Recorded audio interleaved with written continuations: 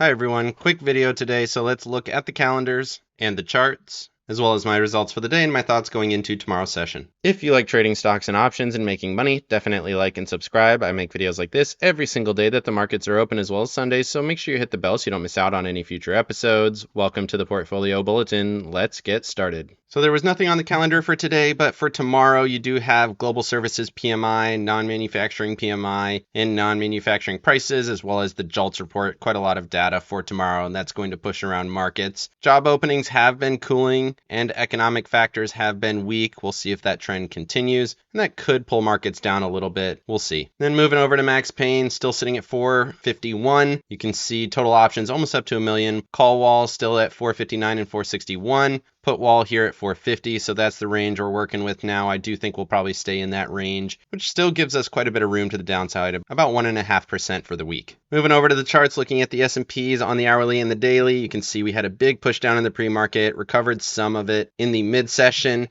And then you can see on the daily chart, we are still below that trend line, got another step down, RSI breaking below the SMA, all bearish indicators to the downside, and we are down after hours even more. Still have a little bit of support in terms of dynamic support on the hourly chart, but it does seem like we're going to break through there. And we are still technically above the 9-day moving average. If those break, then I'm looking at the 21 down at 448, still have 453 and 448.74 as levels in this area. Moving over to the Qs, you can see much deeper cut here, much lower low versus the low on Thursday of last week. Again, rallied into the mid-session, tested my level 386.20, pulled back from there after hours. We technically closed above it on that hourly chart, which was a little bit rough, but now we're pulling back after hours. Like I mentioned, bearish momentum, RSI breaking down significantly. We also got that first test of the 21 EMA and VWAP. Question is, will this pull back right through? Similar move to what we got on this rally up. Or is this going to be a rollover, bounce from the 21, establish a double top or a lower high, and then break down?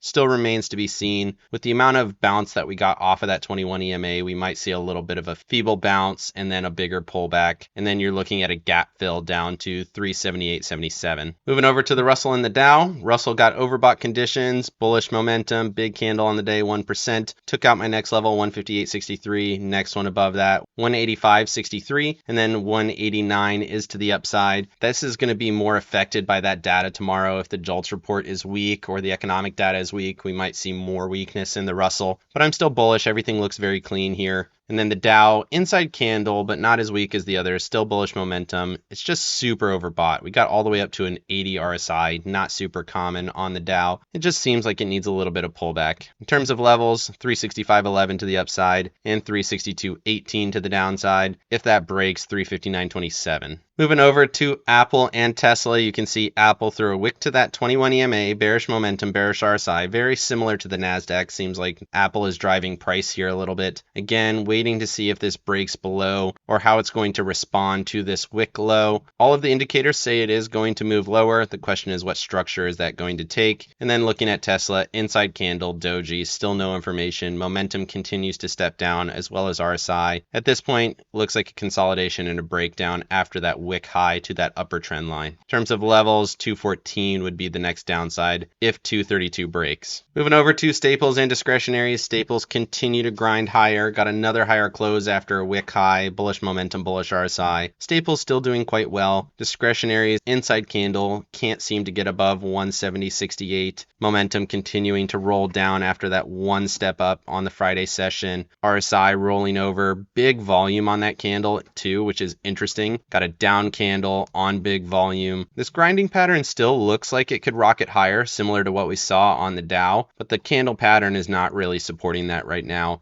You want to see a break of that 170.68 level and start to accelerate to the upside on that stronger volume. Moving over to the 50 and 200 day averages, we talked about this on the Sunday video. They are getting into areas where you find some resistance. They're not showing it quite yet. Momentum very close to bearish. RSI definitely overbought on both of these daily charts. I still think we're probably going to see one more leg higher up to this 92.25 level on the 50-day average, which should give you just a little bit more room. But at this point, you are starting to get very close to this resistance. resistance. And once we get there, like I showed on the Sunday video, there tends to be bigger pullbacks. Moving over to yields, these have been falling off a cliff for a while now. And then we got an inside candle on both of these. Slight steps towards bullish momentum. 10-year holding that 144 EMA down at 4.2. If this starts to break higher here a little bit tomorrow, get above the trend line, maybe above 4.35. That could be a little bit bullish for yields and a little bit bearish for equities. Definitely worth watching. Obviously very much a downtrend, but it did come into contact with that 144 EMA on Friday, which could be interesting. And then moving over to the dollar here, we did get another bullish move. Got above that 103.64 level. Couldn't hold that, and we closed just barely below it. You can see that here on the daily chart.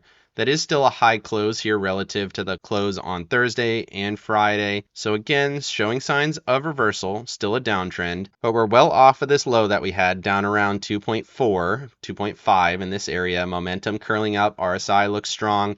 And if the dollar continues to show strength, then you would expect equities to roll over at least a little bit. Moving over to JNK and TLT, both of these got inside candles just like yields. TLT is up a little bit after hours, but momentum still fading. RSI kind of neutralized here. JNK overbought conditions and then pulling back slightly. Momentum stepping down again today. We talked about this 93 area being a level of resistance. We did wick it on that Wednesday, and we've since pulled back a little bit. Still very much an uptrend, but definitely showing some signs of reversal at that critical level. Moving over to my accounts, you can see I was down a little bit over $1,000. Made money, obviously, on the IWM position. Continue to roll up and out, give myself a little bit of room for some profits. I'm now at 183 for the strike for $4.50 credit.